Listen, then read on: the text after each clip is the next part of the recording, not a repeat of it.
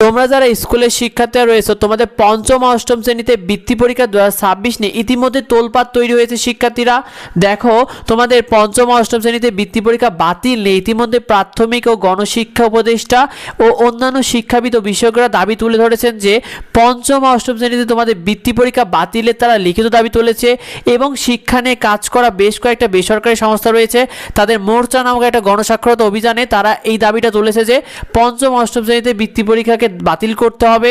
সেই সাথে তারা এই বিভাগকে তারা জানিয়েছে যে তোমাদের পঞ্চম অষ্টম শ্রেণীতে বৃত্তি পরীক্ষা যেটা দেয় শিক্ষার্থীরা, এই সকল পরীক্ষার্থীদের জন্য এটা নাকি এটা বাড়তি চাপ তৈরি করছে। তারা বলছে সরকারের উচিত দুর্বল শিক্ষার্থীদের নিয়ে কাজ করা এবং তোমাদের এই বৃত্তি পরীক্ষাকে বাদ দিয়ে নতুন মূল্যায়ন আনা উচিত, এই বিষয়টা তারা তুলে ধরেছে। এরই বিপক্ষে শিক্ষক ও অভিভাবকরা ইতিমধ্যে তোলপাড় তৈরি করেছে। সামাজিক যোগাযোগ মাধ্যমে পঞ্চম অষ্টম শ্রেণীতে যে বৃত্তি পরীক্ষা বাতিল নিয়ে এই বিপক্ষে সামাজিক যোগাযোগ মাধ্যমে বিভিন্ন শিক্ষক ও অভিভাবকরা তোলপাড় তৈরি করেছে।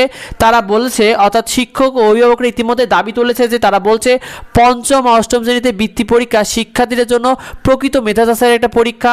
তারা আরও বলছে যে বৃত্তি পরীক্ষার কারণে ছাত্রছাত্রীরা পড়াশোনায় নিয়মিত মনোযোগ হচ্ছে। তারা বলছে পঞ্চম অষ্টম শ্রেণীর শিক্ষার্থীরা পড়াশোনায় এতটা মনোযোগী ছিল না, তবে বৃত্তি পরীক্ষার কারণে শিক্ষার্থীরা নিয়মিত পড়াশোনায় মনোযোগ হচ্ছে।